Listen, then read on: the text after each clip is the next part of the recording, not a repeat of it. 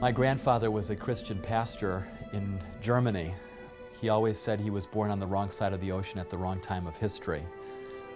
He was drafted into the German army along with every able-bodied person right as the Second World War began in 1939, and immediately placed on a frontline unit, Unit 699, that was placed in the heart of Russia and moving through the Ukraine and into Russia in the southern flank. They were heading for the city of Baku, for their goal was to basically capture the oil reserves of the Russian armies and the Russian government.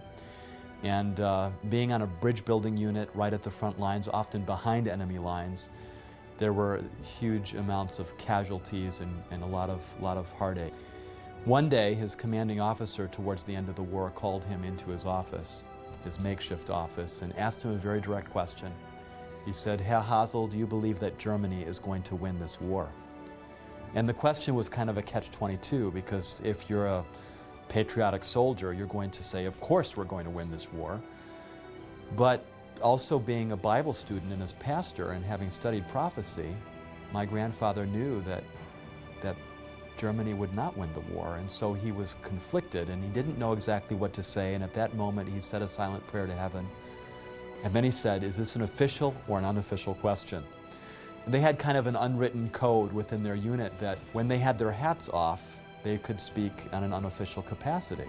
And so the commanding officer stopped for a moment and then he said, "Okay, it's unofficial." And he took off his hat and placed it on his desk, and my grandfather did the same, and he pulled out a Bible from his pocket, opened it up to Daniel chapter 2, and began to tell the story of Nebuchadnezzar's dream. And he said, "I don't believe that Hitler is correct. His empire cannot last 1,000 years as he's promising the German people. This war has to fail because of biblical prophecy and how everything has been fulfilled in the past." Nearly 2,500 years ago, King Nebuchadnezzar, the king of Babylon, had a dream. Now, it's been said that this dream revealed the history of earth from that time until today. Now, is this actually true? In order to find out, we need to go back to the book of Daniel.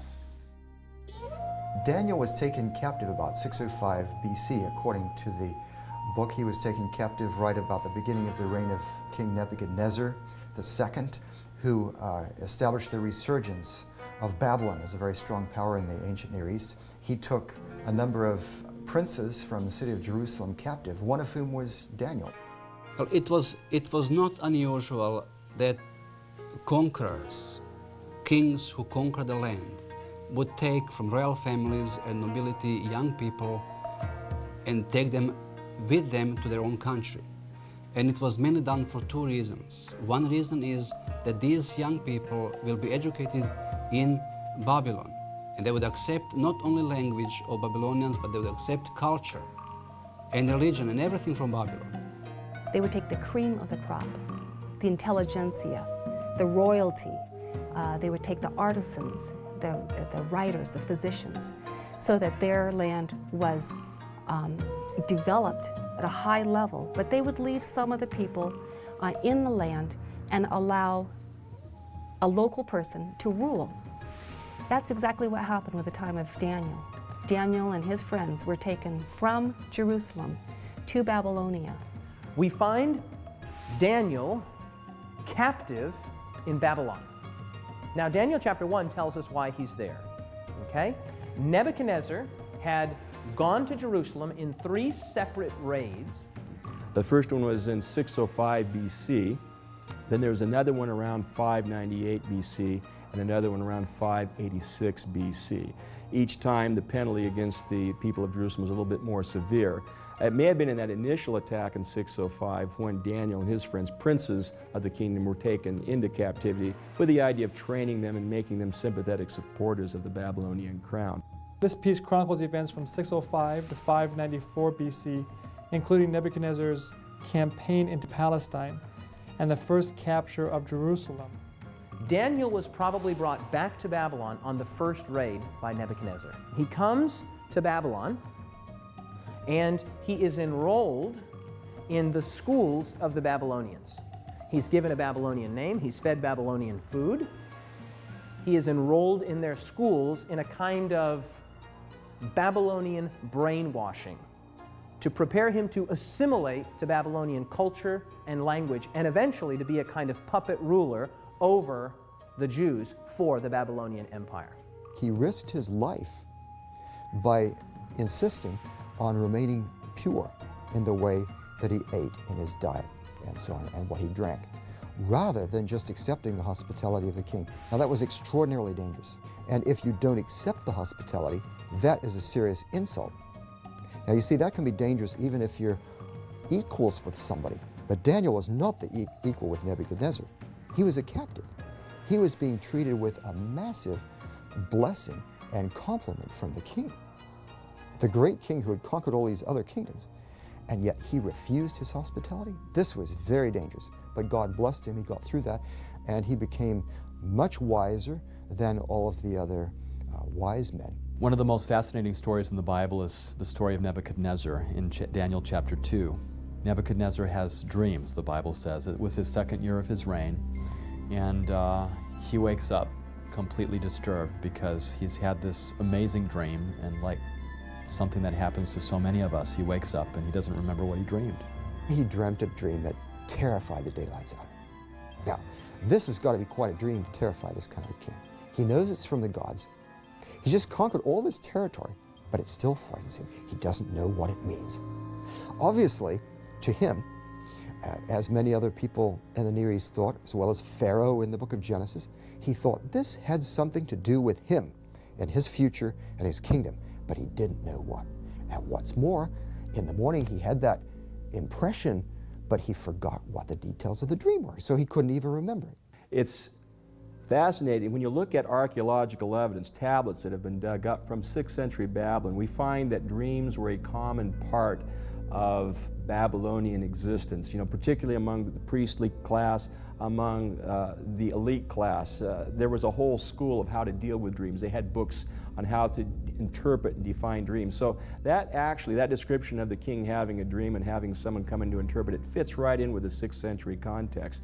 The greatest attested genre of Babylonian literature that we have is divination literature, omens, like that. In other words, what I'm saying is that if you took all of the Babylonian written materials that we have and you put them all together in a library, the biggest section would be this one. Babylon is steeped in religious meaning, connotations, overtones, undertones. And that's the world that Daniel lived in. And this is the context in which Nebuchadnezzar had this dream. He was filled, his life was filled with symbolism. And so for him to have received a dream that was so symbolic would have really meant something significant to him. He would have realized this is more than just a strange dream. It has meaning. If a dream was not interpreted, it was perceived as dangerous, or it was perceived as a curse. That's why people had to fight for finding the interpretation of the dream. So therefore he called all of his wise men who were supposed to deal with dreams and visions and interpreting them and omens and divination and all that stuff. And they were the ones who knew about the gods and how to get in touch with them. So he calls them all together. For some reason, Daniel wasn't there. We don't know exactly why. Maybe they just neglected to call him because he's a young colleague of the rest of them. We don't know. Maybe there was some politicking going on. Maybe some of the others were jealous and didn't want to call him. All right, so Nebuchadnezzar has all of these people and he says, all right, I've had this dream and I want you to tell me the interpretation. So they say, oh, that's fine. We're in that business. Tell us the dream. Oh no, I don't remember the dream. You're going to tell me what the dream is. And he goes so far as to say, I have decided firmly, if you do not tell me what my dream was and interpret it, I will have you cut into pieces and your houses turned into piles of rubble. He is demanding of these wise men that they tell the king the content of the dream. And they get upset. They know they're going to die if they don't do this. And so they're really working hard against this. And you know what they do? They say, as it says there in Daniel 2:44, he says, now wait a minute, king. They're fighting for their lives now. There is no king on earth that would ever ask such a difficult question. The king basically says, I'm not going to be persuaded by your time-saving tactics. Okay? If you tell me what the dream is, then I can have confidence in your interpretation. I don't remember what the dream was, and that's what I need you to do for me. After all, you're the magicians, you're the astrologers, you're the soothsayers. Tell me the dream. They were paid, they were enrolled, they were on the divine payroll for the purpose of knowing what others didn't know. They had access to secret information, and so it was reasonable for the king to ask this. And so the king decides that he's going to have them all killed. All of his top advisors, all of his magicians, astrologers, his sorcerers, his enchanters, and the story or the decree comes to Daniel and his 3 friends. And they began killing the wise men, and they sought Daniel and his companions to kill them. Now, Daniel, as we've already said, had gone through the schooling of the Babylonians. And so he was apparently numbered with the wise men. He was numbered with those that were being killed. As the story unfolds, one of the king's guards arrives at Daniel's house for the purpose of executing him. That must have been awkward, right? Knock, knock, knock. Hello, what can I do for you? Daniel? Yes, I'm here to kill you. He answered and said to Arioch, the king's captain, "Why is the decree from the king so urgent? What's going on here? Why all the haste? Why all of the urgency?" Then Arioch made the decision known to Daniel. He must have said something like, "Well, listen, the king's had a dream. He can't remember the dream, but he knows it's important. He has an anxiety associated with this dream." So Daniel went in and asked the king to give him time that he might tell the king the interpretation. Instead of fearing for their lives, they decide to have a prayer time together. And Daniel asks, and his friends ask, that the Lord would give them not only the interpretation of the dream, but the dream as well. And so the first word of verse 19, then the secret was revealed. What do you mean then? Well, after he prayed, after he asked. So Daniel at this point is rushed into the presence of the king. And then Daniel explains to the king the dream. It's interesting, though, what Daniel says at the beginning. He says to the king, "No wise man, enchanter, magician, or diviner can explain to the king the mystery he has asked about it, but there is a God in heaven who reveals mysteries, and he has shown King Nebuchadnezzar what will happen in days to come." I can just imagine when Daniel came in and the king said, was surprised, "Can you tell me the content of my dream?" And Daniel said, "I cannot tell you the dream because of my wisdom, but there's a God who reveals secrets." And the king was listening because that sounds good, but he hadn't heard the content of the dream yet. Because remember, the king doesn't recall the dream. But you can be sure that if he starts to hear it, you know how that is when you can't quite remember something and someone says, "Oh, is it this, is it this?" "Oh, yeah, that's it." Okay? So he's waiting with bated breath. What will the dream be? And then Daniel said, "O king." Yes, the king said, "That's right, I'm king." "O king, you looked and saw." "Yes, I saw." "Now what did I see?" I can just see the king leaning forward in his chair. And then Daniel says, "O king, you saw an image." And as soon as Daniel had uttered that one word, image, he had won the day. Verse 31, "You, O king, were watching, and behold, a great image. This great image, whose splendor was excellent, stood before you, and its form was awesome. This image's head was of fine gold, and its chest and arms of silver, its belly and thighs of bronze, its legs of iron, its feet partly of iron and partly of clay. You watched while a stone was cut out without hands, which struck the image on its feet of iron and clay, and broke them in pieces. Then the iron, the clay, the bronze, the silver, the gold were crushed together and became like chaff from the summer threshing floors. The wind carried them away so that no trace of them was found, and the stone that struck the image became a great mountain and filled the whole earth." So here he describes a great metal man, okay? The head of gold, the chest and arms of silver, the belly and thighs of bronze, the legs of iron, and the feet partly of iron and partly of clay, okay? Very simple, a statue, an image, an idol. So you see descending value in terms of the metals, but perhaps increasing strength, except for the iron and clay at the bottom. So it's a very intriguing dream, and the context of Daniel suggests that in the 6th century, Daniel was shown a vision of the entire future of the world from Nebuchadnezzar's time until this stone kingdom, which seems to be something that happens at the very end of Earth's history. But he goes on to explain not only what the king dreamed, this image with a head of gold and arms and chest of silver and thighs of brass and bronze and legs of iron and feet of iron mixed with clay, but he goes on to tell the king what those things represent. Verse 37, "You, O king, are a king of kings, for the God of heaven has given you kingdom, power, strength, and glory. And wherever the children of men dwell, or the beasts of the field, or the birds of the heaven, he has given them into your hand, and he has made you ruler over them all." Now look at these words here. "You are this head of gold." Okay? No need to wonder, no need to question, no need to guess. Daniel says it. You, Nebuchadnezzar, and by extension, the kingdom that you represent, Babylon, you are this head of gold. After, of course, consulting his own God, he's told that these metals represent a sequence of various kingdoms, and Daniel tells Nebuchadnezzar that you, O king, are this head of gold. The head of gold represents Babylon. And it's very appropriate that that be the symbol for Babylon, which was gilded in gold, famous for its gold. Babylon was one of the most spectacular cities of the ancient world. If you look at the size of Babylon, it was larger than Rome, larger than Athens. It was just an enormous city that was situated just about 25 miles south of Baghdad in modern Iraq. Historians tell us that there was more gold in Babylon, and probably they're using hyperbole, but you can get a feel for the richness of ancient Babylon, that there was more gold in Babylon than there was dust. It was the great golden kingdom of antiquity. Excavations that have taken place there beginning in 1899 by the Germans have revealed a city that was surrounded by triple walls.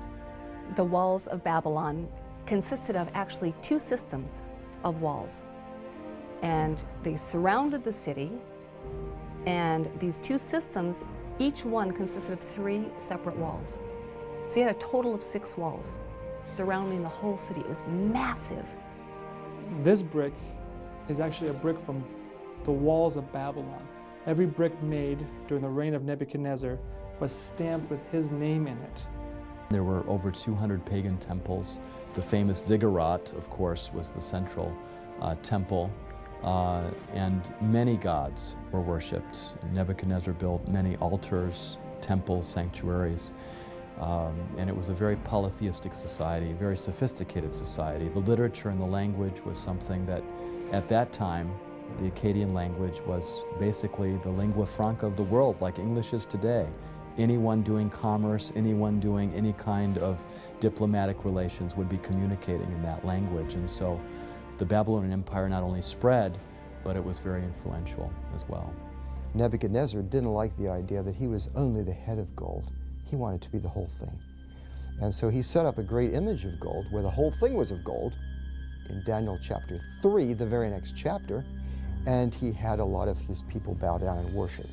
Now, William Shea has pointed out that this was possibly a time of conflict in the empire when there was some possible disloyalty to Nebuchadnezzar going on, so he was having everyone pledge loyalty to him. When you read the document coming from Babylon, we discover that in about 10th year of his reign, a rebellion broke out.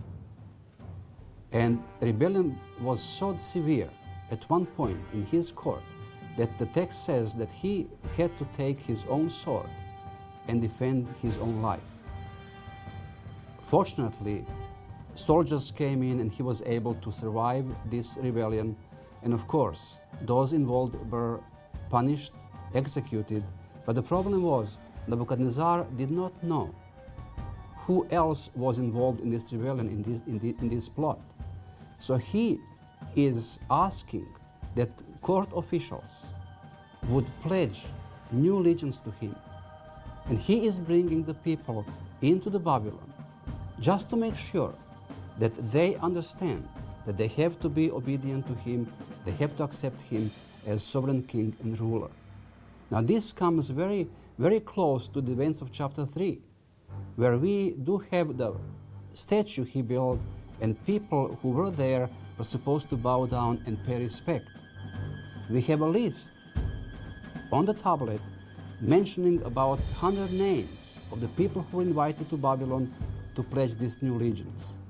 And among these names, there are 3 names which are very similar to those 3 young men that we read in the Bible, in the book of Daniel chapter 3, they did not bow down. Shadrach, Meshach, and Abednego. Shadrach, Meshach, and Abednego were nobility. They were friends of Daniel. They were part of the upper elite society of Jerusalem, and all 3 of them with Daniel were taken as captives to be trained in Nebuchadnezzar's court. Those who don't bow down, which are the friends of Daniel, he has them thrown into a fiery furnace and heated up very hot. It's like a brick kiln. Nobody could survive anywhere near it. In fact, the people that threw them in were killed. But the fact that the whole image is of gold really shows that Nebuchadnezzar is rebelling against the vision of Daniel chapter 2. He's not accepting that God is just allowing him to be the head of gold. He wants to be the whole thing and go to the end and reign forever. And so he has some hard lessons to learn. Because in Nebuchadnezzar's mind, Babylon is not a temporary kingdom. Babylon is the apex of all kingdoms. It is the unending kingdom. And so Daniel says to Nebuchadnezzar, "You are this head of gold." Nebuchadnezzar must have loved that. But he didn't love what came next. Take a look at verse 39. "But after you shall arise another kingdom, inferior to yours, then a third kingdom of bronze, which shall bear rule over all the earth." Nebuchadnezzar was listening to that and probably didn't like it, but he heard in Daniel chapter 2, 39, that after you, that's after you, Nebuchadnezzar, after the Babylonian kingdom, another kingdom will come. Now, I'm sure that Nebuchadnezzar did not like those 2 words there, after you. But Daniel says, after you, another kingdom will arise, and then a third kingdom of bronze. So now you get a feel for what the interpretation of the dream is. The gold represents Babylon. After that, the silver represents another kingdom, and then a third kingdom of bronze, and then that critical phrase there, which shall bear rule over all the earth. Now, here's a critical thing to understand. That phrase, which shall bear rule over all the earth, lets you know that these are not mere regional or tribal powers. These are world-ruling entities, world-ruling powers. Babylon was the greatest nation of antiquity up to that point. But Babylon would be succeeded by another kingdom. Well, the conquest of Babylon is rather interesting. The Persians come up to the city and they surround the city. Of course, from the book of Daniel's perspective, Belshazzar the king is trapped in there with his nobility, and they feel quite safe. The walls of Babylon were very sturdy, very strong. Belshazzar knows that Cyrus is invading, that he's approaching, but he's not afraid. Babylon is invincible. It's got the walls around the city, it's got canals, it's got moats, and it's safe. One of the key features of the city of Babylon was that the Euphrates River ran through the city. That was a source of water for the inhabitants of the city, and you couldn't just break into the city. The gates were very well constructed, and the river itself, there were special barred gates that came down into the river, making it impossible for anyone to sneak into the city through the river course.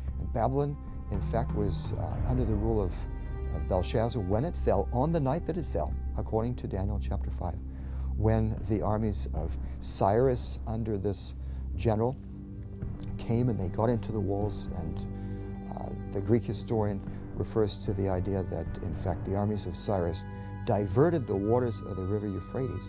The Persians were able to divert the water by building a canal upstream and diverting the course of the river so that the water level going through the city actually dropped very low, and the Persian soldiers were able to slip underneath the water gate into the city itself, while the guards and other people of Babylon apparently were partying at Belshazzar's last party, and they were able to go in and take over the city that way. Once you break into the city, open up the rest of the gates, and the Persian army can race in and take over. Belshazzar gets reports that cities are falling. So is he celebrating because he feels secure? That's what many say. Is he celebrating to drown out the fact that he knows the empire is about to fall? That's what some say. In any case, he's feasting, and he brings out the beautiful goblets and vessels that were in storage from the Israelites' sanctuary, from Solomon's temple. And they're feasting. And they get very drunk, and then they see this writing on the wall. Belshazzar is terrified of what's going on, of what he sees, and he calls for Daniel, and Daniel interprets this for him. It is a matter of time, a matter of hours before the empire is about to fall. Babylon was the greatest nation of antiquity up to that point. But Babylon would be succeeded by another kingdom, and that kingdom would be succeeded by still another kingdom. Each of these medals representing a kingdom and then a subsequent kingdom. Okay?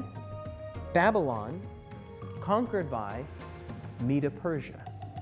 The Medo-Persian Empire being represented by the silver, the chest and arms. In fact, the Medo-Persian Empire is called Medo-Persia by name right in the book of Daniel, Daniel chapter 8.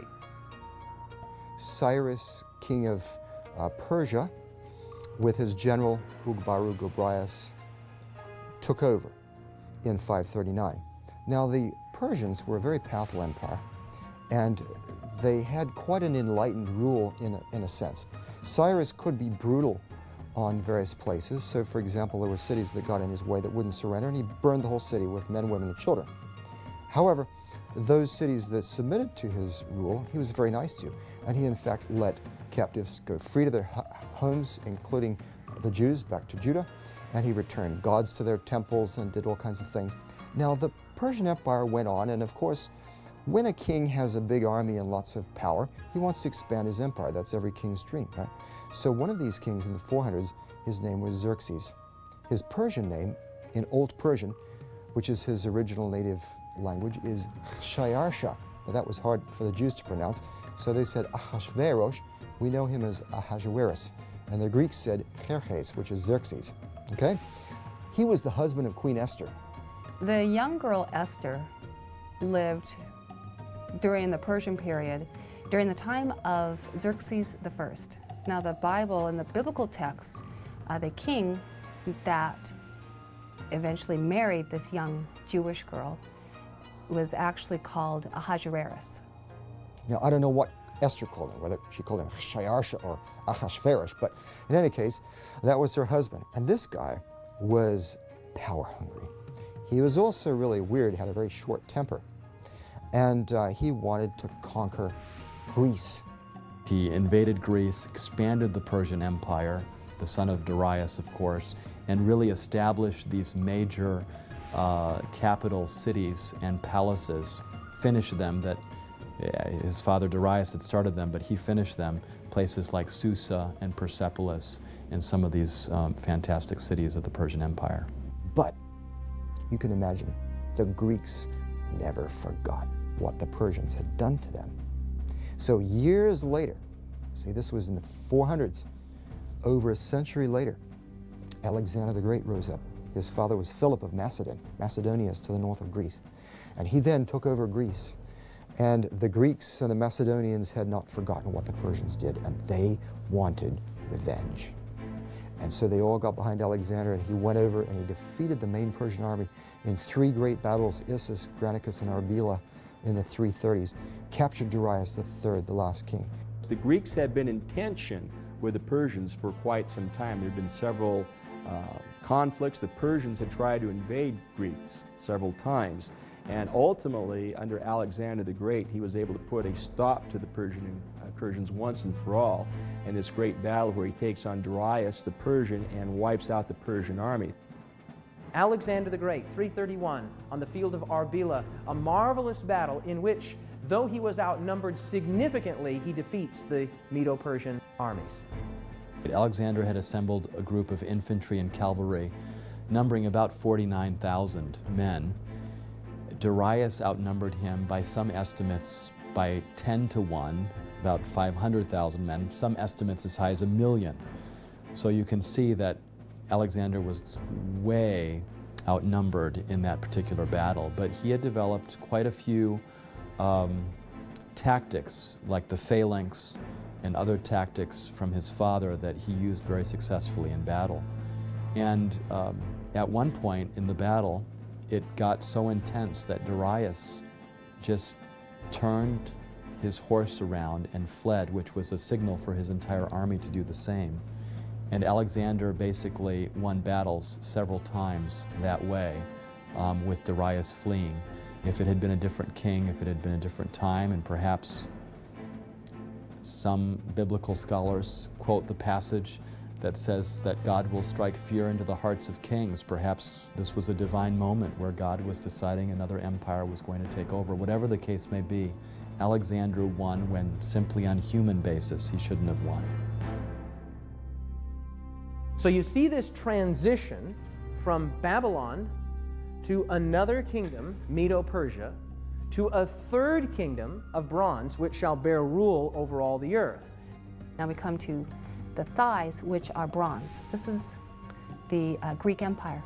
That third kingdom is also mentioned exactly in Daniel chapter 8. It's the kingdom of Greece, or as it says in the Bible, Grecia. Okay? So, Babylon, then Medo-Persia, then Greece. In other words, there is no room for interpretation here. It just labels it. So you see, there we have a historical anchor point. We know that Daniel is using these symbols, whether different kinds of metals, parts of a big image, or different animals, to refer to a succession of empires which come up and which particularly dominate the Middle East and the territory of God's people. The Greek Empire is a very apt description for a world empire to succeed the Persian Empire. And again, that's an element Daniel seems to accurately reflect, the succession of empires. Even though Alexander was so powerful, so intelligent, had been trained by the greatest Grecian philosopher, none other than Aristotle. Unfortunately, it turned out that Alexander, while he could conquer kingdoms and stand on top of the world, as it were, could not seem to conquer himself. He had conquered the world, but he wasn't able to conquer his own demons, and he died in Babylon, leaving the empire no clear successor. And 4 of his generals took over: Cassander, Lysimachus, Ptolemy, and Seleucus, who divided up the empire in different parts, which fits perfectly the picture that we have in Daniel chapter 8. So, Babylon, then Medo-Persia, then Greece. Now, watch what happens with the next kingdom. Very interesting, beginning in verse 40. And the fourth kingdom shall be strong as iron, inasmuch as iron breaks in pieces and shatters everything. And like iron that crushes, that kingdom will break in pieces and crush all the others. He devotes more time to this fourth kingdom than any of the other kingdoms. Okay? Now, when you look at this fourth kingdom, he says it will be extremely strong, extremely potent, extremely powerful, symbolized by iron. It will crush in pieces and break all of these other kingdoms. Okay? And that kingdom is none other than the great iron monarchy of Rome. Only one kingdom would fit. The Roman Republic turns into the Roman Empire, and it becomes yet the greatest of all of these succession of empires yet. It's the strongest. It's depicted apparently in Daniel as the kingdom of iron, and certainly Rome, in terms of its raw strength, its wealth, its riches, its glory may not have been as great as Babylon or Persia or Greece, but in terms of raw strength, none of the previous kingdoms could surpass Rome, and so iron seems an apt description for the Roman Empire. The Roman Empire was an empire known as a military empire, an empire known for its well-trained armies, for its tenacity, for its organization. Known for their ferocity, known for their military strength and might, as well as a well-refined culture. Now, Jesus was alive during the time of the Roman Empire, right? Jesus was nailed to a Roman cross. Jesus was watched by Roman soldiers. Jesus stood before Pontius Pilate, a Roman governor. And of course, crucifixion and the kinds of methods that crucifixion entailed just shows again the might of the Roman Empire and their characterization in the Bible as an empire of iron. So you have the long legs of iron, right? The long legs of iron, representing Rome, were not conquered. Rome wasn't conquered from outside by a stronger, greater, more potent military power. Rome was divided. Well, I wonder what the prophecy says about that. Let's see what it says. Verse 41. Whereas you saw the feet and toes, partly of potter's clay and partly of iron, look at these 5 words. The kingdom shall be divided. The kingdom shall be what? Divided. The kingdom will be divided. In other words, there will not be a conquering of this 4th iron kingdom, but the division of it. The kingdom will be divided. And the final phase, which is not a kingdom, but it's following Rome, it's a breakup into iron and clay, which don't really mix together. So it's sort of a division of the Roman Empire. In verse 41 it says, just as you saw that the feet and toes were partly of baked clay and partly of iron, so this will be a divided kingdom, yet it will have some of the strength of iron in it, even as you saw iron mixed with clay. So the iron continues, but it is now divided. And that's precisely what happened in this history of the Roman Empire as it moved from the domination of Rome to the division of Europe. We have a number of tribes, a number of barbaric tribes that come in and begin to cause havoc in the Roman Empire already early on, and then as time goes by, Rome as an empire loses its power. After Rome would come a divided kingdom. It would be part clay and part iron. And they would not cleave together. They would not stick together. They would be in the form of a body part, but they would not be a single kingdom. I mean, some of the great men in history, this has been their passion, to bring about a kind of cohesiveness, a kind of unity in Europe, and yet the Bible says it's not going to happen. There were attempts. The story of Daniel seems to have this competing kingdom at the end of iron and clay. And it's interesting when you look at the history of Europe, you see parts of the disintegrating Holy Roman Empire remain strong. And there's different countries will at times emerge with great strength. The Franks will emerge, Charlemagne, through the Middle Ages. Different kingdoms seem to come to predominance, but none of them quite are able to hang on to power. And this has been sort of the history of Europe all the way from the disintegration of Rome through the Holy Roman Empire, through the Middle Ages, to the present. I suppose you could suggest Napoleon was one of the more recent examples of trying to unite Europe into one kingdom, like had happened in Roman times or Greek times or Persian or Babylonian times. But he doesn't succeed. It fragments. The rest of the iron and clay join up against him, and the French Empire falls. The prophecy says, and history confirms, that Rome was not conquered from outside, but divided. It was divided. And then it says something amazing. It says that they would mingle themselves with the seed of men. Now that's kind of an awkward phrase, kind of an unusual phrase, but what it means is very simple. It means that they would try to bring unity to the nations of divided Rome by a kind of artificial nuptial bond. That is to say that they would try to bring about unity through marriage. And this is exactly what the history of Europe reveals. And one of the main ways that they tried to get unified was through intermarriage of their families, as Daniel says. Now we're talking about long after the time of Daniel. This is incredible. In fact, one of the main people who was doing this kind of intermarriage was Maria Theresa in the 1700s, the time of Mozart. She ruled over the Austro-Hungarian Empire. And she had a lot of children, especially daughters. She had a lot of daughters. And she married them to all kinds of other rulers. They didn't have a choice. most of them. One did. Her favorite daughter had a choice. So she gained power by having it all in the family, you see. And that's the way they tried to control Europe. The Duke of this country would marry the Duchess of that country. The King of this country would marry the Queen of that country. The Prince of this country would marry the Princess of this country, all the while trying to bring about an artificial unity, thinking that family ties and family bonds would bind the nations of divided Rome together in such a way that they would once again be unified. Now, as if that's not amazing enough, the text says that it wouldn't work, that it wouldn't cleave or adhere together. Even though they attempted to have unity through intermarriage, it did not work because the prophecy is sure.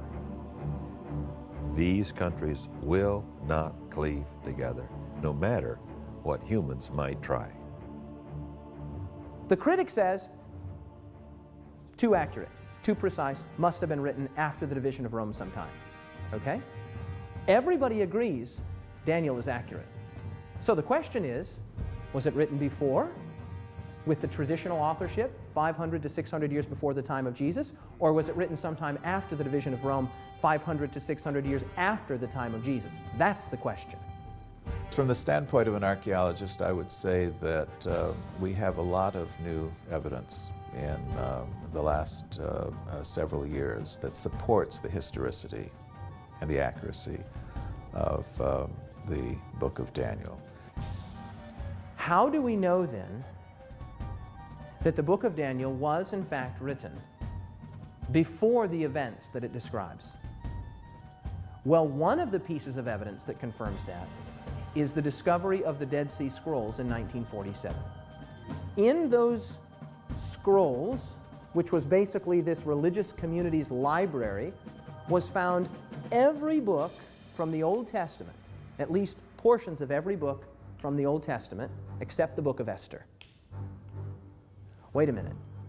If portions of every book except the book of Esther were found, what book was found there? Daniel. The Dead Sea Scrolls already have the book of Daniel as a canonical book of Scripture, belonging to the collection of Scripture. And if the book of Daniel was just only produced in the 2nd century, about 165, how would you find so soon after that this book of Daniel included in canonical Scripture? It just doesn't make sense. Now think this through with me.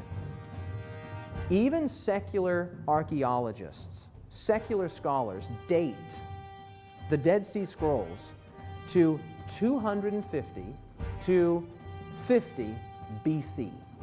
That is to say, somewhere between 250 years before the time of Christ and 50 years before the time of Christ. You tracking with me?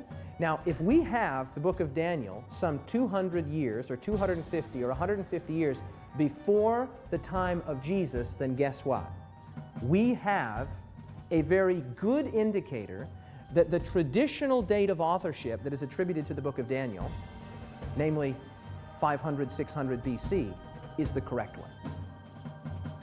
So rather than seeing it as a late work that is full of errors, that are not historical or not trustworthy, I think we can say the opposite, that we have enough evidence to favor 6th century dating for the book and the accuracy of the material that's found there. Now watch what happens next in the dream. Verse 34, you watched while a stone was cut out without hands, which struck the image on its feet of iron and clay and broke them in pieces. Then the iron, the clay, the bronze, the silver, the gold were crushed together and became like chaff from the summer threshing floors. The wind carried them away so that no trace of them was found, and the stone that struck the image became a great mountain and filled the whole earth. Nebuchadnezzar believed that God lived in mountains. So God is using his understanding, and he is choosing that the rock is taken from the mountain and sent to destroy the statue, so Nebuchadnezzar would know from the beginning that it is not that other kingdom will come to destroy the kingdoms of the world, but it will be something that comes from God. In this particular context in Daniel, It is precisely a rock being cut without hands. In other words, not something that humans are doing, but something divine that is happening that will establish a kingdom that will last forever, that will take the place of all these other earthly kingdoms. Let's consider who the rock is and what that mountain is that fills the earth. In 1 Corinthians 10:4, we're told that the rock that followed them in the wilderness was Christ. Very interesting. And then in Deuteronomy 33:3-4, God calls himself the rock. He sees coming out of from his peripheral, this stone flies through the air and it hits the image, shatters the image. This is Christ. This is the coming of Christ. And then he said, this represents the kingdom of God, which is coming to human history, to intervene, to take over from all of these kingdoms of the world. And then this becomes a great kingdom that fills the whole world, and he reigns forever and ever. Remember with me that the book of Daniel was written some 500 years before the time of Jesus. Okay? 500 years before the time of Jesus. Staggering. I mean, you couldn't tell me what's going to happen in the next 5 minutes, much less the next 5 centuries. Daniel's writing in the time of Babylon, and he foretells, really, if you divide the prophecy up into 7 sections, he really foretells 7 things, okay? He said there would be Babylon and there was Babylon, that's 1. The prophecy says there would be Medo-Persia and there was Medo-Persia, that's 2. The prophecy says there would be Greece and there was Greece, and that's 3. The prophecy says there would be Rome and there was Rome, and that's 4. It says that Rome would be divided, and Rome was divided, that's 5. It says that Rome would continue to be divided despite overtures, both political and marital, to bring a unity, and it is still divided to this day. That's 6. The only thing left to be fulfilled in this prophecy is that stone hitting the image and God establishing his own kingdom, which will never be destroyed. The commanding officer stopped for a moment, and then he said, okay, it's unofficial. And he took off his hat and placed it on his desk, and my grandfather did the same. And he pulled out a Bible from his pocket, opened it up to Daniel chapter 2, and began to tell the story of Nebuchadnezzar's dream. The image with a head of gold and arms and chest of silver and thighs of bronze and legs of iron and feet of iron mixed with clay, and went through the world empires that those represented: Babylon, Medo-Persia, Greece, and Rome. And he said, we're now living down in the period of the disintegration of the Roman Empire after Rome fell, and this is Europe today, and this feet of iron mixed with clay, and just as iron does not mix with clay, that's the time period that we're living in. And so I don't believe that Hitler is correct. His empire cannot last 1,000 years as he's promising the German people. This war has to fail because of biblical prophecy and how everything has been fulfilled in the past. His commanding officer was very thoughtful when the Bible study was over, and then he said, could I see your Bible? I'd like to keep this. And my grandfather said, okay, and he handed over the Bible. And he said, I want you to be here again tomorrow morning at 9 o'clock. You're dismissed. The next day he showed up at 9 o'clock, and only to see that there were 2 other high-ranking officers on either side of his commanding officer. And at that moment, as he walked into the office, he thought, oh no, for sure I've been betrayed. But then his commanding officer took off his hat, told the other 2 officers what their arrangement was, and that everything that would be spoken would be not repeated again, and handed back my grandfather his Bible. And my grandfather opened it up to Daniel 2, as he was told that he would have to tell that Bible study all over again. And so that's what he did. He went through the Bible study, went through each of those medals on that image, and as he went through those medals, he talked about the dates. And every time he mentioned an empire like Babylon and the dates of 605 to 539, he noticed some communication going between his officer and the other 2 officers, kind of imperceptible, but there. And he continued the Bible study and came to the end and said, we are now living in the time period of the feet of iron mixed with clay, and they do not cleave to one another, and for that reason, we will not have a unified European or world empire that's going to last 1,000 years. Hitler's Third Reich cannot last 1,000 years. And as he delivered that message, there was silence in the room. He was dismissed again, and as he was leaving, the commanding officer said, oh, by the way, I should introduce you to the other 2 gentlemen here. And he said, this is a captain, and prior to his time here in the German army, and his drafting into the German army, he was a professor of history. And then he was introduced to the other gentleman too, who had been a professor of history as well in his civilian days just before the war. He says, both of these men have corroborated all the dates that you provided and the sequence and the history that you've provided here. Thank you very much. Several months later, in May of 1945, the war ended. And as they were now faced with the whole issue of retreating and going back to Germany, what had taken them months and years to accomplish, the big question was how were they going to make it? But unknown to my grandfather and to the rest of the unit, this commanding officer, having been convinced several months earlier, had rationed every ounce of gasoline, every bit of food possible, because he knew that this war would end soon, based on that Bible study, and that they would have to retreat. You know, as he told me that story later, he said, and there's been a book published now on this story called 1,000 Shall Fall, of the original 1,200 men that were in his unit, only 7 survived, which was remarkable when you think about it, because my grandfather was had a strong conviction not to bear arms, and he carried a wooden pistol with him that he had carved while he was in France at the first part of the war, that he carried with him for the rest of the war, and nobody ever knew that, but he wasn't armed the entire time. And my grandfather often said afterwards that he believed that God had really been with him, that he had been protected, and that it was for moments like those when he was able to bear testimony of God's word and biblical prophecy that had made all the difference for him and for his family and for his life. Before I was exposed to prophecy, Daniel 2, as well as Daniel 7, and other prophecies in Daniel, I was completely disinterested in religion, had no interest. I had no awareness of religion. And so seeing that prophecy played an enormous and determinative role in my personal conversion to Christ and in my present confidence in the Bible. There are 2 things in my mind that make the Bible itself a very relevant and a very real book to me today. The one thing is prophecy, that you can see fulfilled over the history of time.